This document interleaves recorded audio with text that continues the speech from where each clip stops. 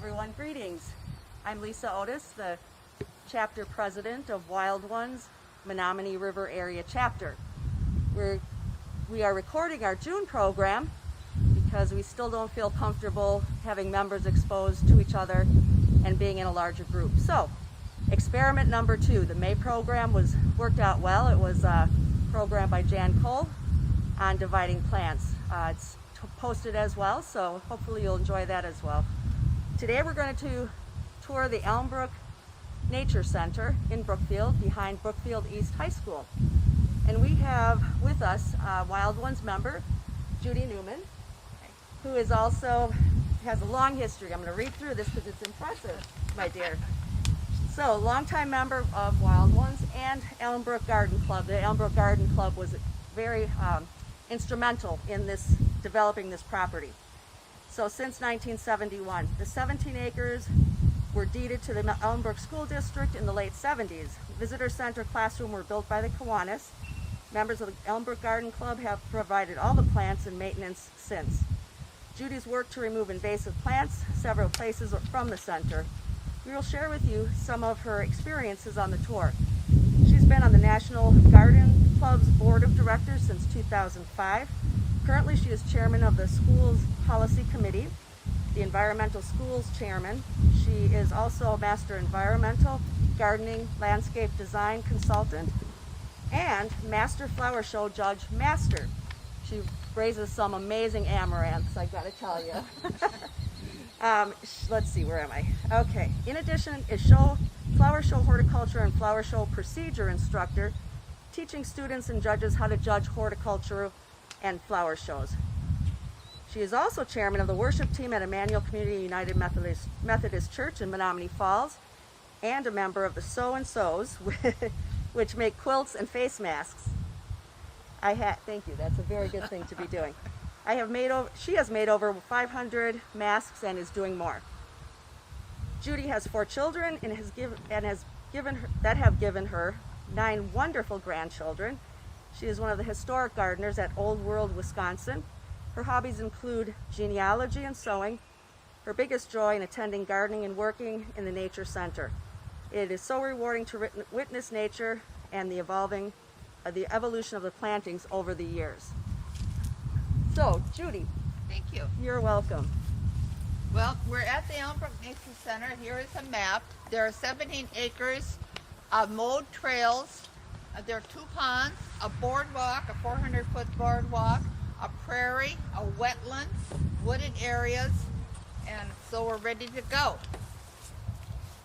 All right. Should we, over here? Yeah.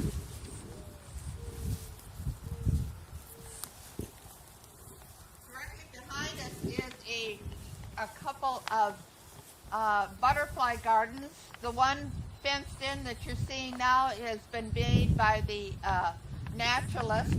Out here at the Elmbrook School District, this center is used by this K through 6th grade. They bus in here every day of the entire school year.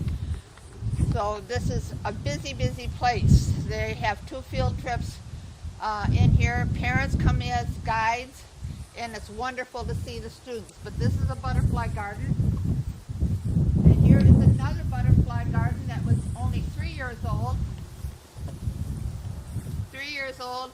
It was built from rescue plants from the West Bend site a couple of years ago.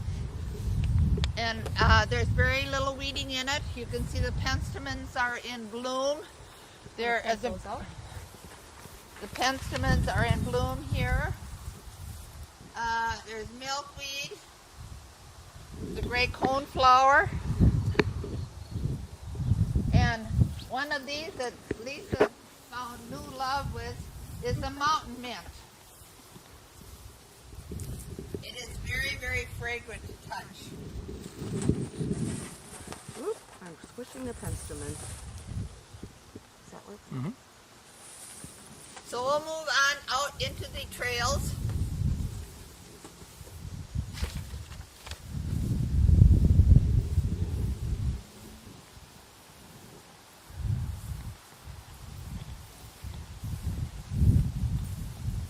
Where you want to construction out here. The Nature Center butts up against the football field. And they were planning to redo the football field, and they put astroturf in, and they didn't want any leaves. So they cut down all of our big trees, and we will be putting in smaller trees along the area. But they did protect some of our plantings. We have some woodland plantings along that area, and so that's kind of an area under construction right now.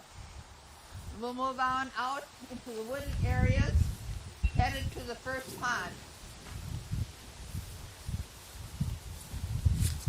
Originally, this was a rod and gun club. Before that, it was a sauerkraut farm and a gladiola farm. This became with the school district in the late 70s. And it has changed. It's been a really interesting change. It's interesting to see the change. Over here ahead of you is an area which was full of buckthorn and trees. About 4 years ago, we removed all of the trees, and now we're doing a lot of woodland plantings. We are working to remove the invasive species, the garlic mustard, and I will show you a little bit ahead here, the Virginia Hacula. This is the best time to remove it because it has not flowered yet. It's not put up any seed heads, but it is very, very, has horrible blossoms on it, and I'm hoping I can find one. If not here, we'll find another one. What was it called? Virginia Hacula. It has very sticky pods. You do not want to touch it when it's in the seed pod. They cling to your clothes. Nasty. Here is another garden that the naturalist put in, a woodland garden. One of my major projects out here, looking beyond this area right across to the other tree, that at one time was filled full of teasel. And I've taken all the teasel out. This garden, Nature Center has had a lot of teasel beds, and I've dug it all out with a hand fork or shovel. Okay? All right. Moving on. Can I ask you a question about teasel? Yes. I know some people talk about just cutting the heads off to prevent it from spreading. Do you think that's sufficient, or is it better to dig the whole plant out?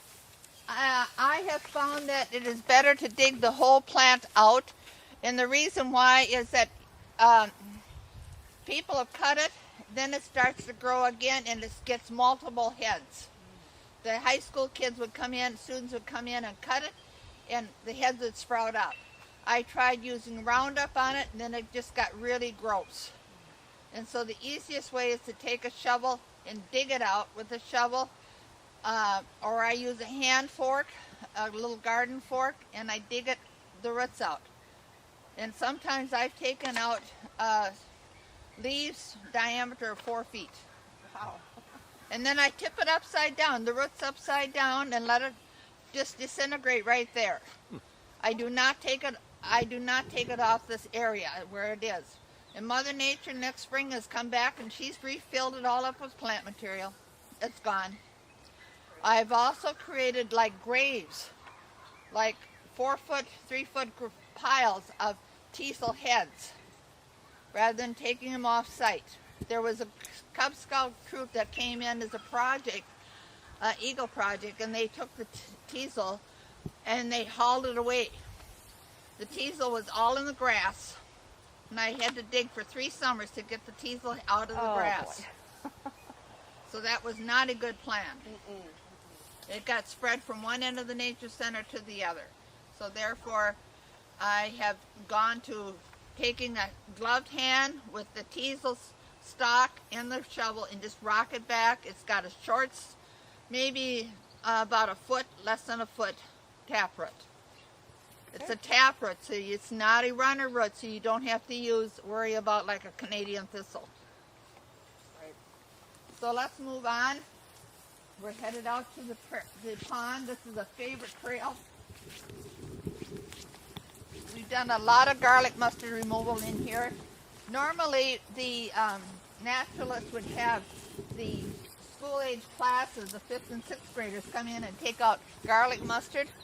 But with the coronavirus, Yeah. it all closed down. So we couldn't do anything.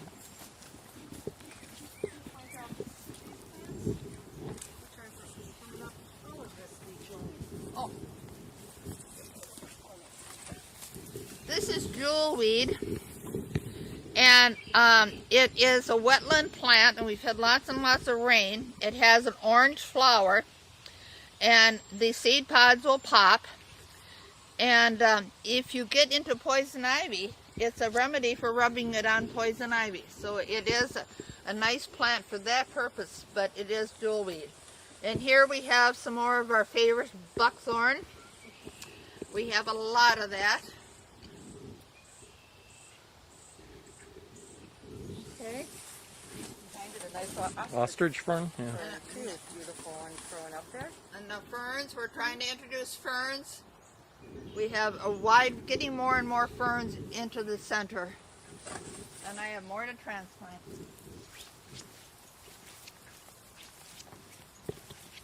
Coming up on the pond, the second graders come out and they do a butterfly, and they do look at insects, and their parents come in and scoop water out, and they look at the tadpoles and the insects that are in the water, and then they have a great time with that. The 5th graders, they can come in and they scoop pond water, and they can do their own scooping. And you can see the pond. There is a trail that goes all the way around the pond. There is even teasel worked in amongst the willow on the other side, so that's all gone.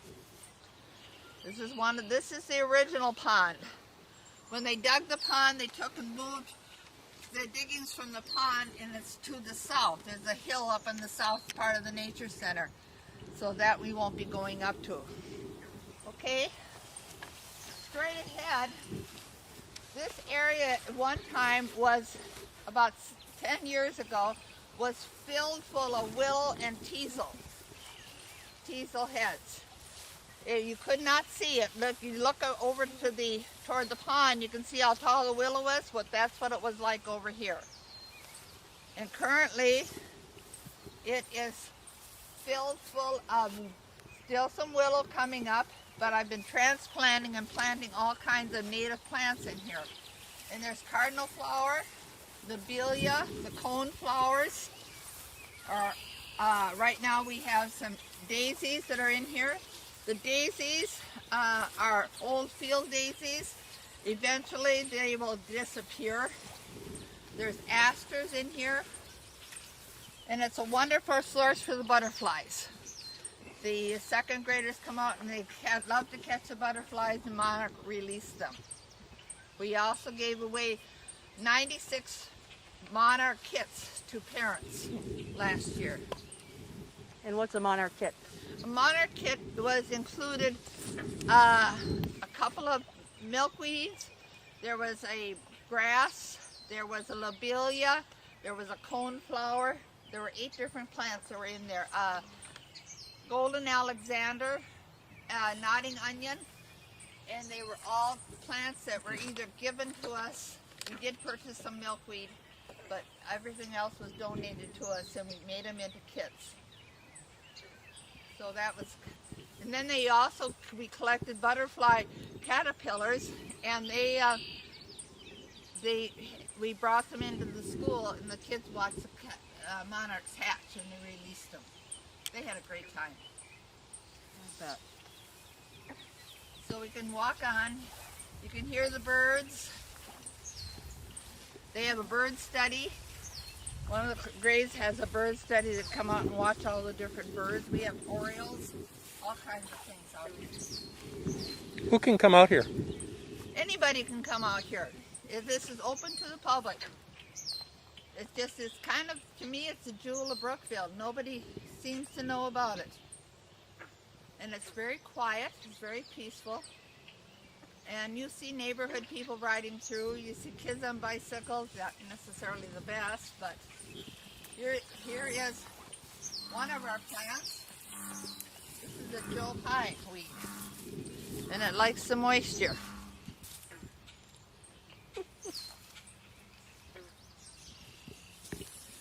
The frogs are singing. Yep, they are. Okay. Here's an example of some willow weed that's come in.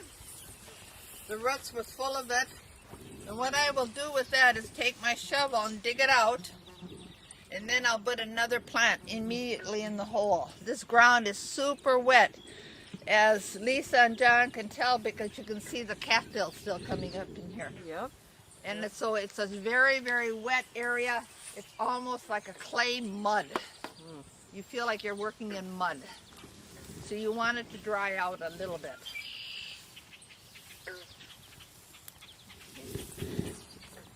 Oh, here's one. I don't know if this is one. Lisa was asking about this one here. This is an Equisetum. It's an old plant, and it's another name is horsetails, and it's another sign that this is a very, very wetland area. You only find this one in wetlands. Yes, we have little ground snails too. Yep. So we'll move on around the bend here.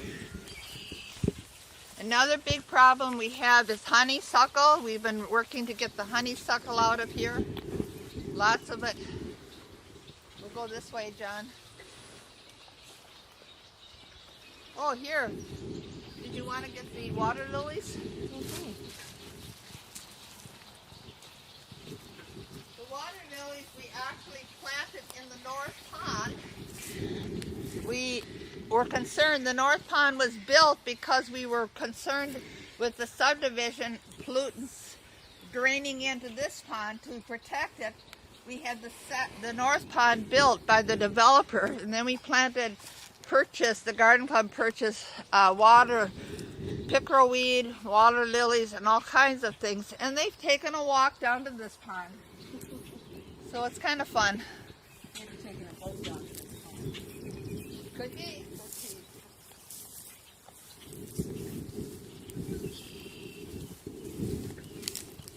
So we're just going to walk back through this prairie. Oh, and of course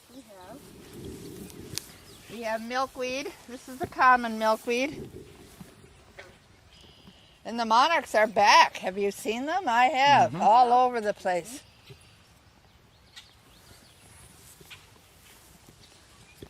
And the naturalist plants little trees all over the place. So we have little pine trees popping up.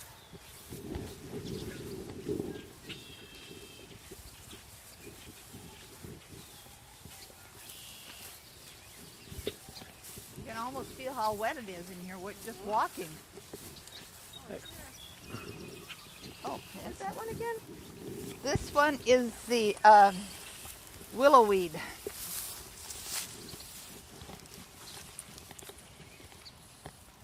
Another native plant.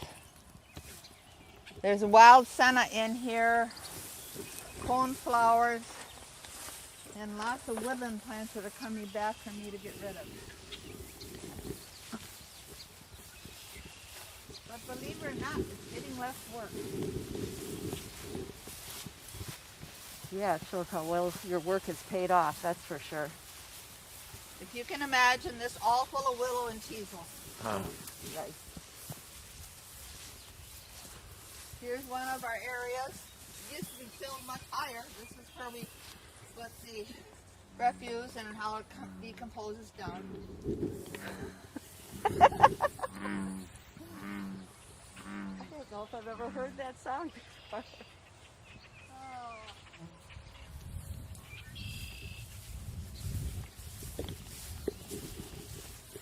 So we'll walk on up.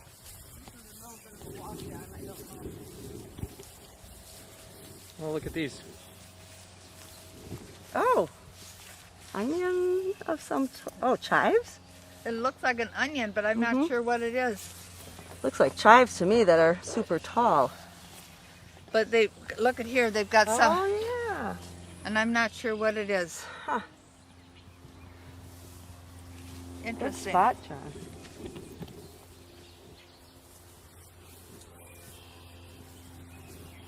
At one time we had a tower in here, but that was not safe, so that was taken down. This has been an evolving process.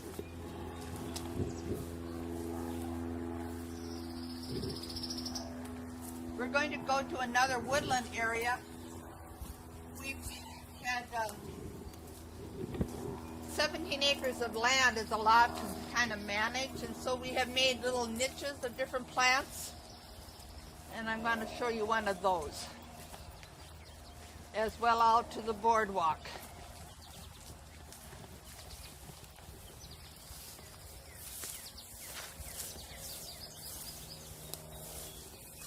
We have lots of burdock in and around, and to get that out, I'd use a shovel. And just dig it out. You can see, here's the burdock. Nasty stuff. And then we have bull thistle, and this one you can dig out with a shovel. With a Canadian thistle, and I can show you some of that down the road, that you need to cut and then use a dabber to take it out because it has a runner root. Do not try to pull it. You're going to encourage yourself to get more of it. Which plant was that? Canadian thistle. Oh.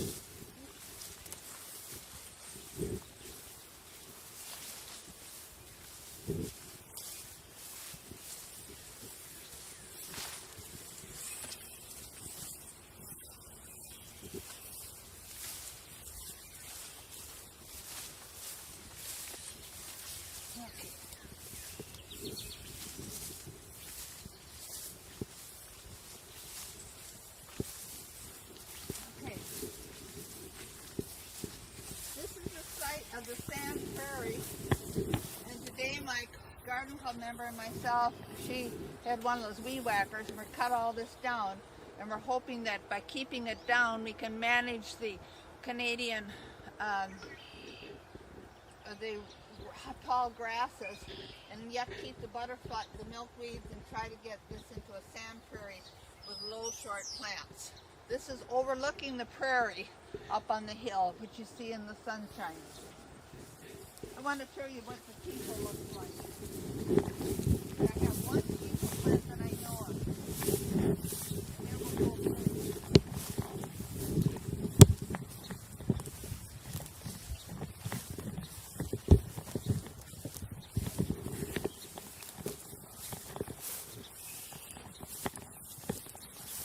This is a teasel plant, and it's shooting up its stalk. And this one I would take a shovel, grab a hold of the stalk, and pull the root right out. Because it hasn't got a flower in, I'd probably tip it upside down and let the root be upside down, and Mother Nature will take care of it from there. Okay? Let's talk about cup plant? No, that's not a cup plant. That is not. That is oh, yep. No, that isn't one of the plantains. There's a pale Indian plantain, and I don't know the two of them. I can't tell them apart. So, here is another one I want to talk about. Where did I saw it? Oh. So I'm looking for the nettle. Here. Stinging nettle? Oh.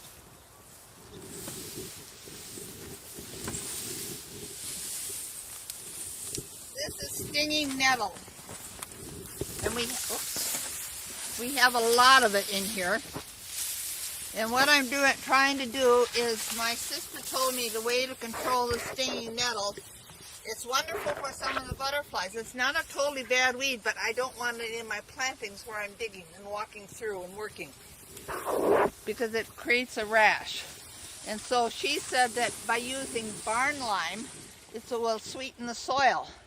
And they don't like that, so they don't like it there. So that's why the white is down, because we put some barn lime on. Now, same thing with the jewel weed. That can be an antidote for the stinging nettle rash, right? I would hope so. It's for the poison ivy for sure. Okay? So let's walk on. Throughout the Nature Center, different people donated aloe Leopold benches for resting. They're very comfortable. Here is the Canadian thistle. It has the little brown balloon heads, and this one has a runner root. So therefore, it's good to not to spray, but to dab. Cut and dab. With glyphosate, Roundup. Yep. Okay.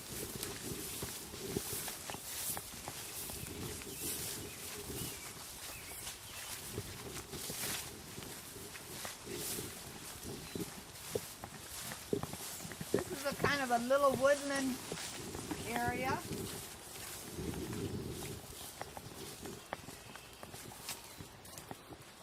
It has lots of burdock in here to get rid of. It was full of garlic mustard. We got rid of that. Back over toward the big tree that was filled full of Virginia waterleaf, Virginia bluebells. And those are spring ephemerals, so they're fading. You can see a little bit of the yellow. The leaves are fading. So that's the end. You can see there's some fern. We also have a whole bunch of jack in the pulpits. These are jacks. Okay. And I was talking about this Virginia Haculla. This is Virginia Haculla this time of the year. Oh. And this is the time to pull it. Because when you get to the flower, it has little branchy, tiny white flowers. But the seeds stick to your clothes like terrible in the fall of the year. Not a nice plant to have around. And then here we have the Dame's Rocket. And this is also one that you want to get rid of. It's not as nasty, but you don't want to have it. It forms so many seeds, just like garlic mustard. It forms a mustard. lot of seeds like garlic mustard. Here is another one. This is an old field species. This is Fleabane.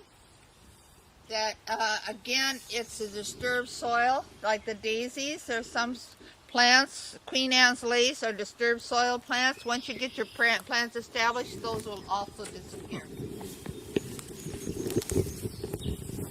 Okay. We have May apples over here. Mandrakes. Another nice plant. And mixed in with the jack in the pulpits. Better. Do you have any apples forming yet?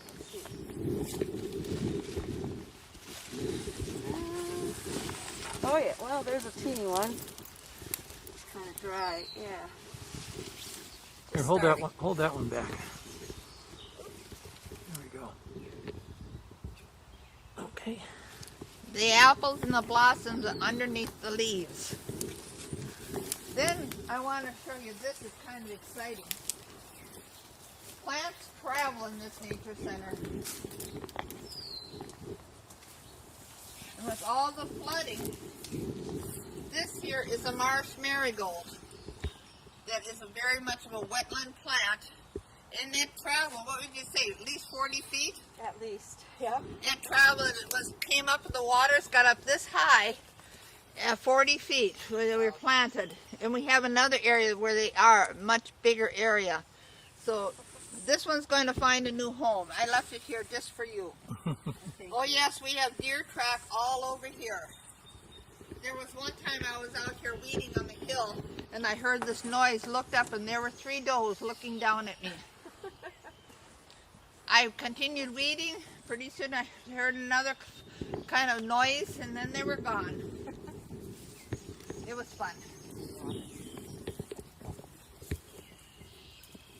Now we're going to go back. You want to point out the water leaf here, maybe? Okay. Yeah. This is water leaf. This is another, it's in bloom right now. It's a ground cover. It's a nice ground cover. It can be aggressive in your own yard at times, but it is a nice ground cover. What is this? That's creep. No, it's not creeping Charlie. I'm not sure. Okay. I'm not sure what that one is. I don't know them all. Then I think it's probably not a native, I would assume. I don't know for sure. We have lots of little friends who come in here. So we're going to walk up to another area.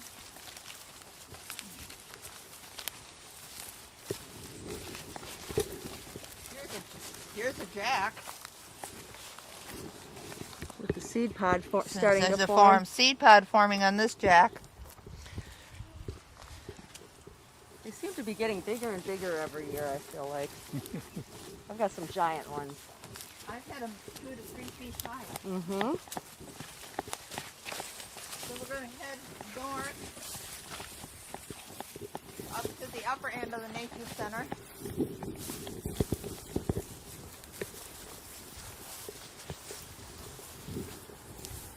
Along the edge of the prairie, which needs burning very badly. We've not been able to get it burnt because the time of the year and getting all the people together to do a good burn, which is why you see so much woody in here. The woodies would be gone. It's mostly gray twig dogwood, and that's why we really need to get this prairie burned. I think it's been 7 or 8 years since it's been burned, which is too long. It's so tough to find the right conditions, though, right?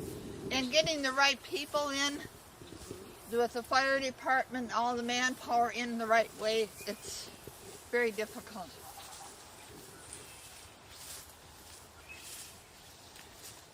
Into another little woody area.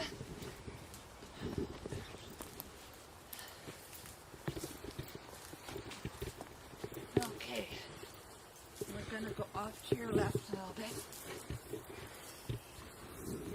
Headed up toward the upper pond. But I want you to stop and see what is left of the land.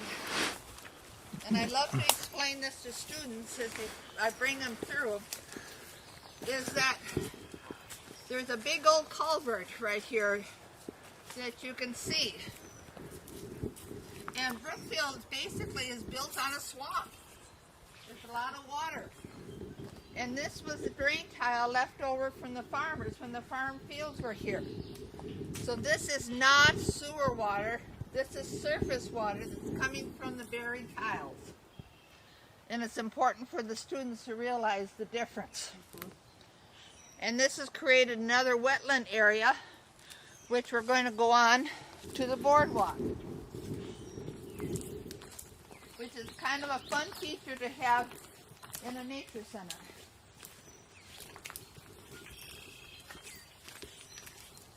This is one of the trails that heads straight back to the north end of the nature center. This one here winds around to the pond. And the ground is very soft, as Lisa and John can see with all the deer prints. Yep.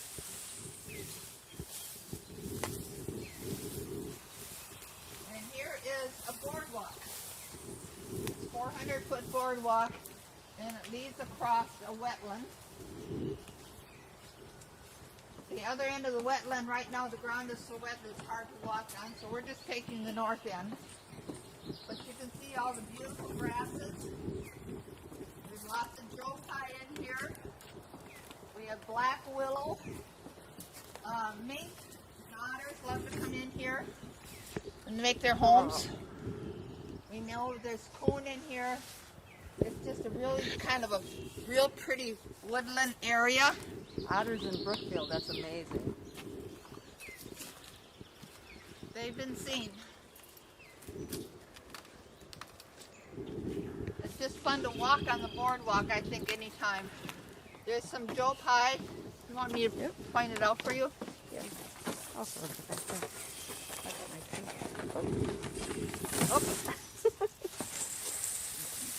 Oh, see.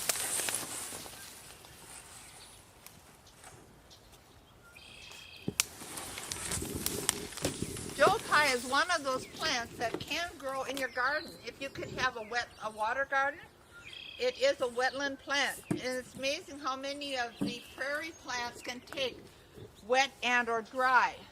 The main thing with prairie plants is you have to be careful as to the root structure. That you want to have them to have tap roots rather than having roots that have runners, because that means they're going to spread a lot. There's some of the sunflowers that have runners and they just go nuts all over your yard, and that's why you don't like them. But if you have the echinacea, which has a taproot, they'll do fine. The prairie clovers are wonderful. There are lots of wonderful prairie plants that need no maintenance.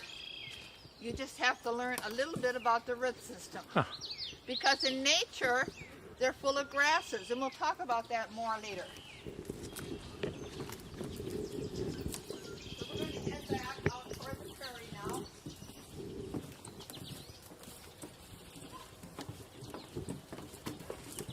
So Joe has the chapter. Joe has a taproot. And I think it's important to realize that when you're purchasing or working with plants as to the type of root they have, the green coleslaw has kind of a runner root, and that will spread. Whereas the Rebecca triloba has more of a taproot that doesn't spread. It seeds itself readily, but doesn't spread.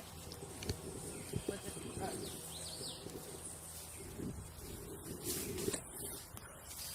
wild ginger that has like a running rhizome that rides around on top of the ground.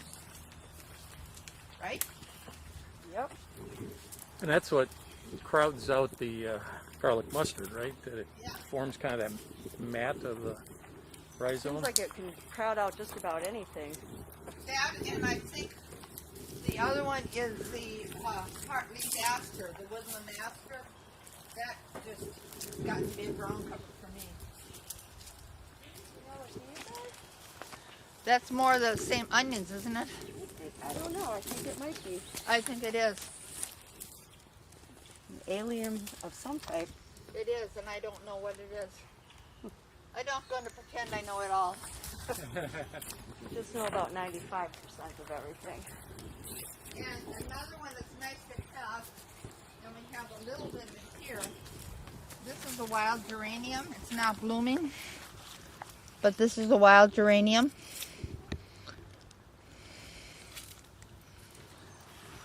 And again, this was not planted. This has been moved in. And there's a lot of plants that have... You need to know your plants when you're out here. Especially this time of the year before things are in bloom, full bloom or they're past bloom. So we'll walk up here to the prairie. Oh, here's some golden Alexander.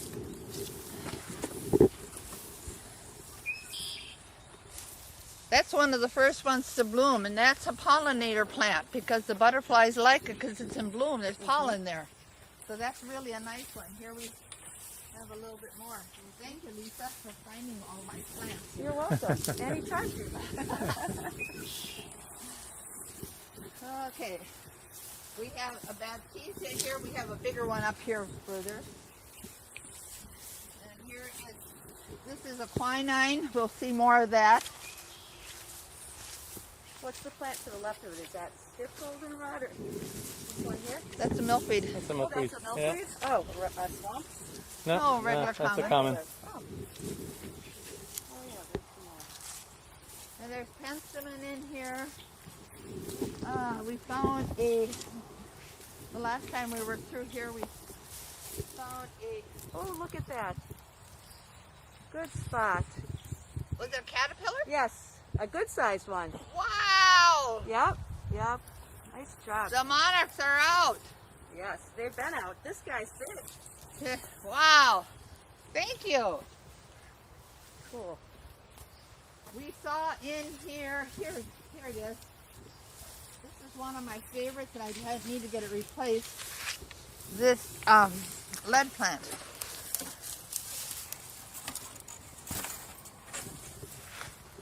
And it's a very much of a dry prairie plant. The other one I really like to get more in here is some of the, put it on the sand prairie, is the Prairie Clovers that we don't have. This is Baptisia, one of the Baptisia. Oh, wow. Beautiful. Color is amazing. Of course, I like purple. So. It's a beautiful plant, and it has there's a little bug that gets inside the seed. And that's what, in the seed pod. And then that is what it means. Does it spread it? No, it doesn't spread it, just sort of, it means that, I don't hear the chemical reaction. Yep. Okay, there's prairie dock. Prairie dock is one of the forest fallopiums. I got this one when I went to a construction site, and I dug up, got permission from the builder, said, can I dig prairie dock? And he said, yes.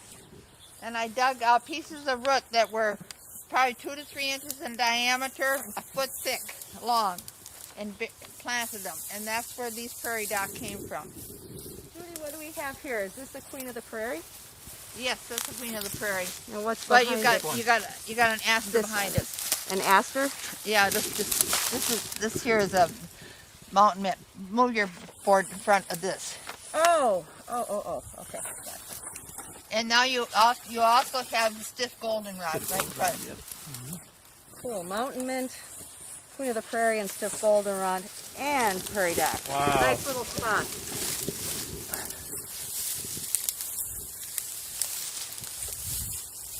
Oh, here, we didn't see this one before. This is a palm leaf Coriosis. It has a yellow flower like a Coriosis. We have a tall Coriosis, and this is a palm leaf. You see how different it is? Really different. So this doesn't look like it gets real big. No, this is its height. Oh, very nice. Palm in there. I see we have a whole bunch of it in here. Yeah. I come out here and I see something different all the time. It's evolving. Yeah, this sure is evolving nicely. This is beautiful. And then we have grasses. We have little blue, big blue, and wonderful thing of Indian grass. In the fall of the year, it's just a brown wave of Indian grass. Wow. Brown gray Oh, wave. it's It is beautiful. so beautiful. Blowing in the wind. Blowing in the wind. Yeah. And the winter time, you have the spades, the shovels of the prairie dock sticking up. Yeah. And they are so pretty because they curl and they get woody and dark brown. Yeah. There's so much beauty out here. And then you have all the seed pods and the birds visiting. It's just a beautiful area to be in. Sure is. In July and August, end of June, this prairie gets to be a sea of white, and we'll talk about that in a little bit. Oh, look, here's a milkweed getting ready to bloom. Yep. This is a common milkweed.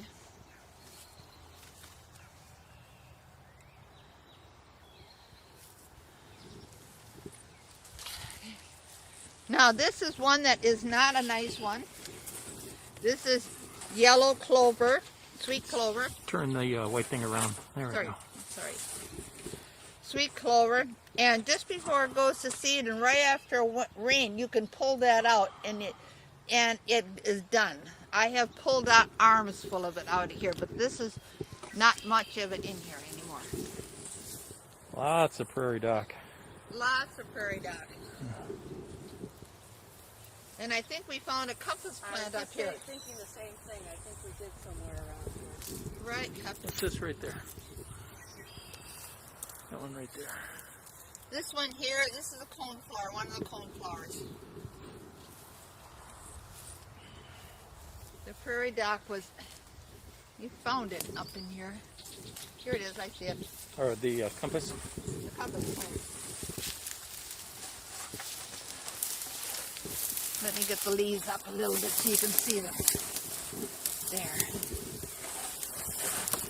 It's a compass plant because the leaves face east and west rather to the sun. So if you see a compass plant and the leaves are facing east and west, you look at the sun, you know which direction it is. That's why they call it the compass plant. It has a tall yellow flower. The compass plant, the prairie dock, and the cup plant and rosamede are all Salopians. This one takes about 7 years to blossom. The root goes down 14 feet.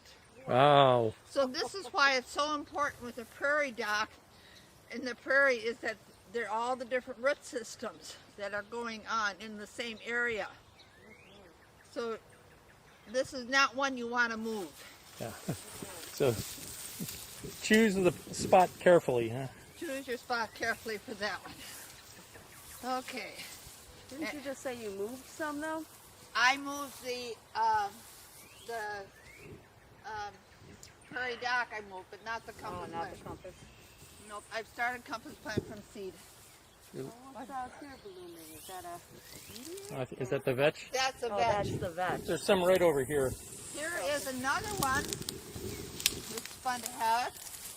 Anybody know what this is? Wild asparagus. Oh, no. Going to seed. Sure. We only eat the stem of the asparagus Yep. and the foliage. We didn't see that one before either. No, we did not. And here is another one. This here is the wild yarrow. This is an old field species too, this white. See the ferny leaf on it? Can you see it? Mm-hmm. I'm sorry. No, that's great.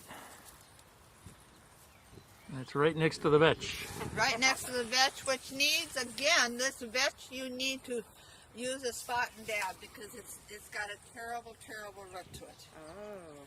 So this is one we have to get rid of. Okay, and moving on.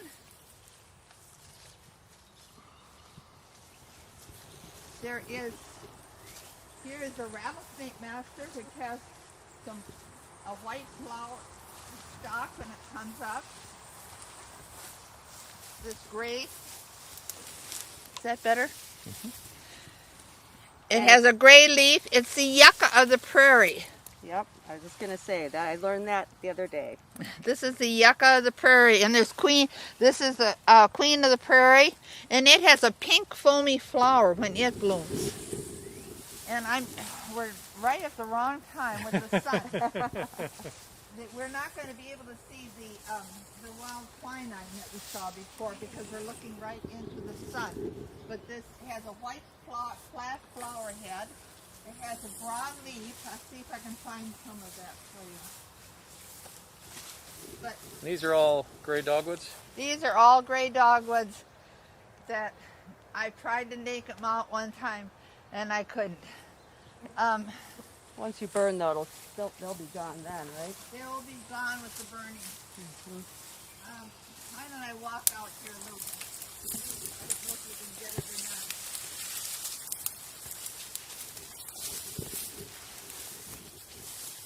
This is the wild quinine going to bloom. Come from this angle.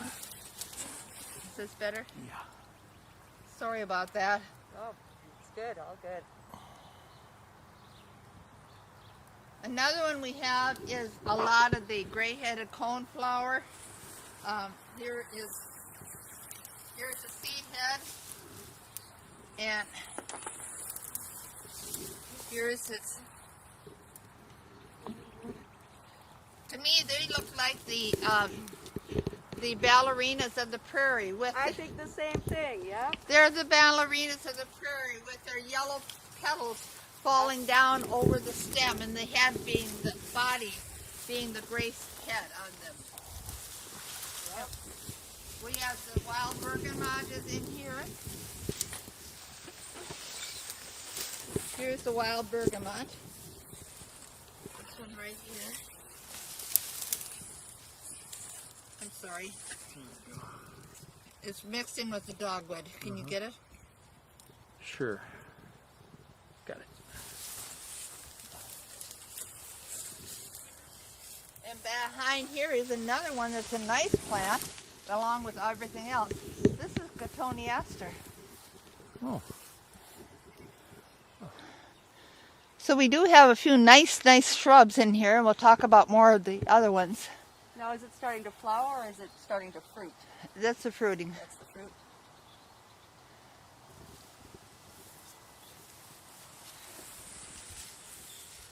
I made a list of the plants that I knew we had to help us a little bit. Okay. So now we can head in. I have to apologize to anybody watching the video for any time I swatted a mosquito and the camera went wacko. Watch out behind you. You're coming up on the picnic table. Would not want to see you go over that. Okay, so then we want to talk about the shrubs out in the front, right? Yeah.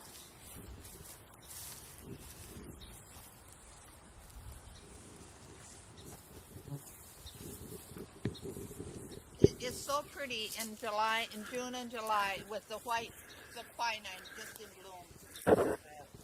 Just gorgeous.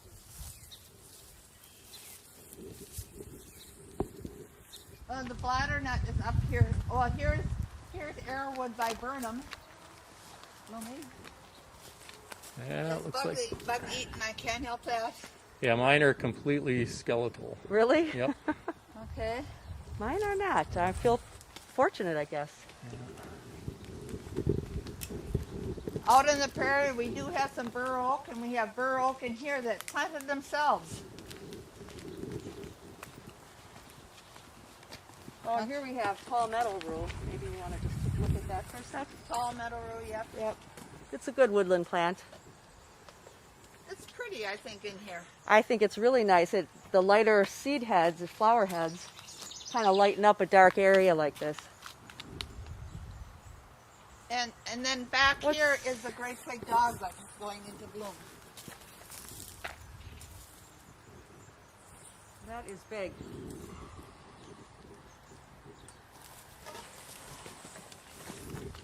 The idea is to get as much diversity in here as I possibly can. And we'll go down here. Is this Fragrant Sumac here? This is Fragrant Sumac. And this is another native. This has gotten to be a very tall shrub. They smell good. And here we have, this is a spiderwort. It's a blue flower. It's all closed up right now. Can't help that.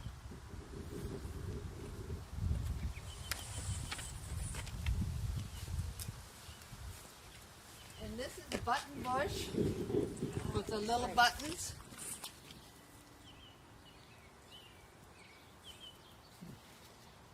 He got pruned up just for you today. What's this plant down? I'm not sure which one that one is. Okay.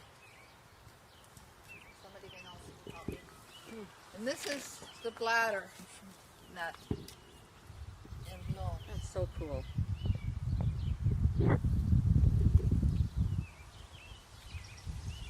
Look at them all. Holy cow.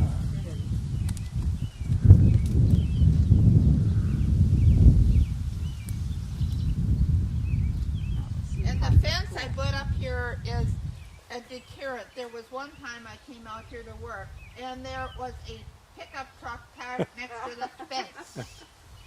And I wrote a note to him and said, "Ouch, you're hurting me." And that's why we built the split rail fence with the rebar in the center, and even that gets beat up badly, and I need to get it replaced and repaired, drilled holes and redone. But it is still a barrier to keep people off. Right, right. If they have to run over something, maybe they'll stay off of my plants. Mm-hmm. This is Indian coralberry. Another little shrub. It has a runner to it. I wouldn't recommend it for your yard unless you want to run it really crazy. But because it shoots off runners, and you can see where they've been shooting off right down here. Okay, and we'll go in and look at the cup plant, some culver's root. This is a red oak that the naturalist planted, and he's admitted I planted this in the wrong place because in a few years it's going to get too big. So maybe you'll have to move the fence to the outside of this bed here, though. I don't know what's going to happen. We'll go inside the fence.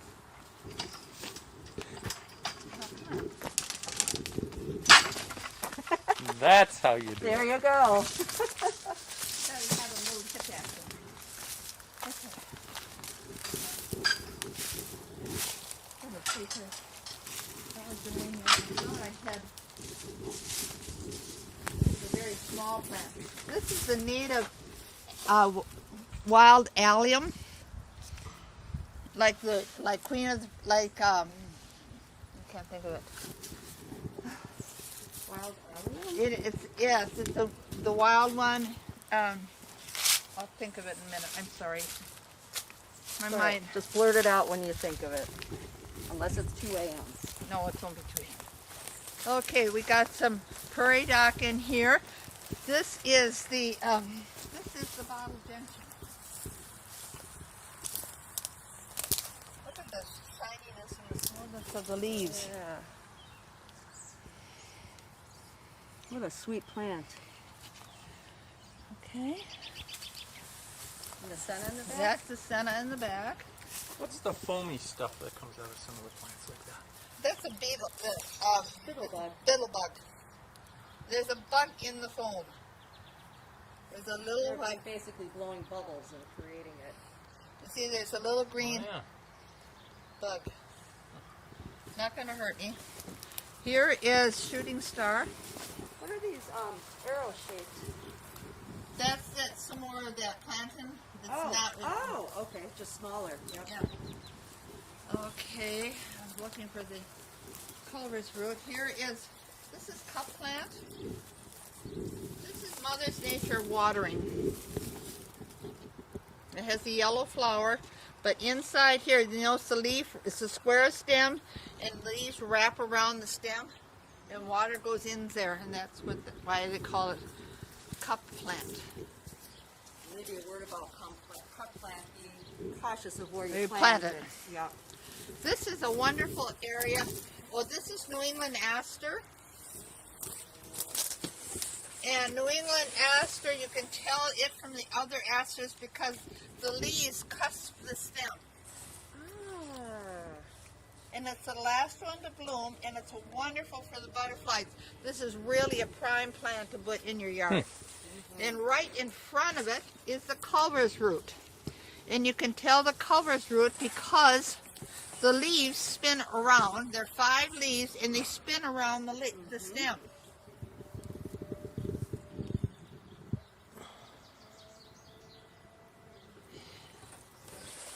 Okay. And this is that's ragwort. The golden groundsel. Golden groundsel. And what's the botanical name for it? I'm not sure. It's something like I don't know. Packer something or other. It's a green and gold plant. It should really? be Packer aurea. Okay. Packers. Did you get the sun out here? No, did not get the senna.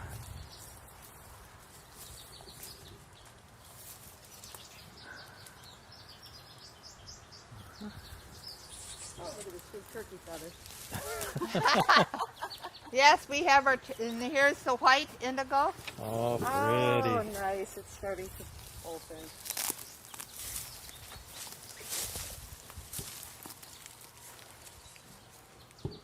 And the goldenrod in front of it.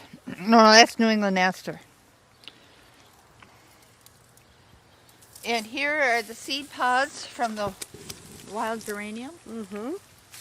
And they call it cranesbill. Do you know what this is?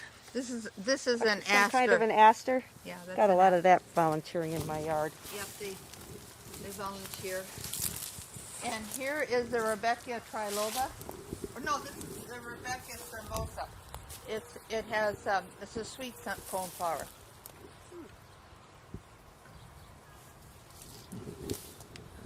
Why they call it sweet, I don't know if it's sweet. Okay. Is this snowberry? Yes, this is snowberry.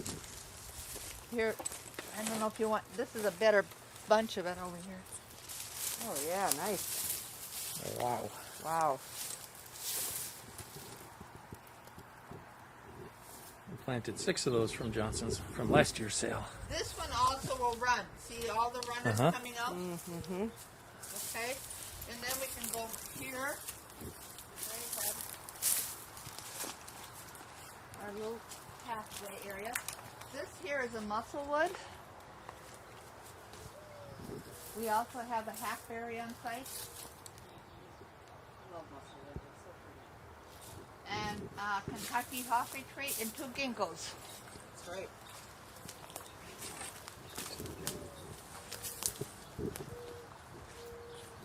So we'll move on. Dwarf honeysuckle.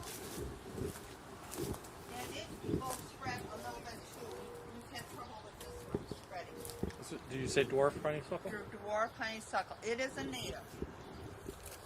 It gets cute yellow flowers that are just starting. Yep. And great fall color. Mm-hmm.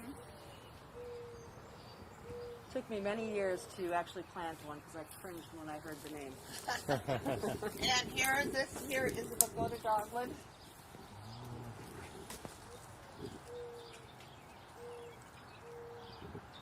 I think we've got a nice variety. Definitely. Fantastic variety. Oh, I have one more I didn't forgot to show you the last time. One of my favorites. We'll walk down to the end and we'll walk back. This one blooms in November. Wow. Did you know there's a tree that blooms in November? Oh.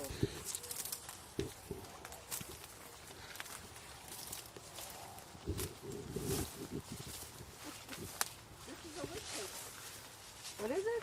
Oh, I planted one of those last year too. Oh, nice. This is witch hazel. Look at that. Well, so, That's a big one. Wow. this has been in here for a long time. And Virginia creeper's taken over. Ah, There, this, there we go. Yeah. is that better? That's great. So you can even see the little flowers starting there, huh? But it blooms in November, white strappy or yellow strappy flowers. And then this is one of the helianthus, the sunflowers. They just go nuts. They also have a runner root, so they take off and do their own thing. Did we talk about the stiff goldenrod? Not too much, no. We spotted one, but Yeah. didn't really talk about it. This is a stiff goldenrod. This one does not spread. It has a flat head flower. It's not the typical goldenrod, but it stays in its place. It behaves itself, so it's a nice one to have. Mm-hmm. Let's see. Leaves feel cool. They're They feel fluffy. very cool. Yeah. And I think this is the other plantain, the red one, Oh, uh-huh. getting ready to bloom. There's 2 of them. One's a good guy and one's a bad guy. And the other ones are the bad guy, very aggressive. This is the good guy. So you have to learn the good and the bad. Okay. Right. What else do we have in here? We talked about the senna. Senna, yep. All of this was 2 years ago. They replaced all of the windows and they repainted and they tore down everything in front of this building and destroyed it without me knowing about it. So this is 2 years growth. 2 years Wow. growth of coming back. Shows how wonderful natives are, right? The natives and the special ed children made our special little walk Yeah, things. those are cute. What is this plant? That's the green-headed coneflower. Ah, okay. That one that So there. beware of that, Bee huh? balm. That's Monarda. a bee balm, Marnarda. But this gets to be so you're walking. Here is another one that is the other one of the Salopiums. This is the rosin weed. Ah, right. That is the other 4th Easy for you to say, right? Yeah. So in the family of prairie dock and it's- compass but, plant Yes, I'm sorry. and rosin weed and is there one other in that group? That's No, rosin weed, prairie dock, cup plant, cup. I forgot cup and compass. and compass. Yep. Yep. And believe it or not, these here get to be this high. And so we're getting ready. That's why the posts are here. That we're going to be putting posts in to try to keep it so it's walkable. Oh, here is the Essa. You didn't talk about that. Essa. Yeah. Oh, yes. I love that. I've got a bunch of that in my yard. And here's another one, curly dock. Now this is another one that has a long taproot, and if you take a shovel or in the winter, you can pull the whole root out. If you take a shovel, you can with that stem, you can get the whole root out. Okay. So, Well, this is a wonderful spot, Judy. and here we have the hemlock.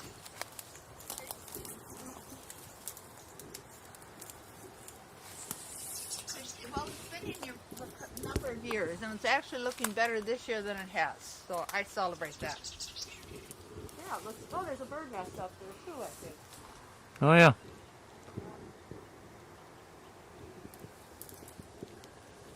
All right. Well, thank you for coming to the Nature Center, and everybody come and join us again. Yeah, well, Judy, thank you so much for sharing the spot with us and your history and all the work you've done. Thank you for being a contributor to native habitats on our pollinators, native plants, you know, all that good stuff. We appreciate it. Thanks, everybody. Been enjoying learning about it. It is. It's great. Well, thanks, everybody, for coming on this virtual tour with us. More to follow. We're going to have a Zoom meeting and open it for questions and answers and discussions. See you soon.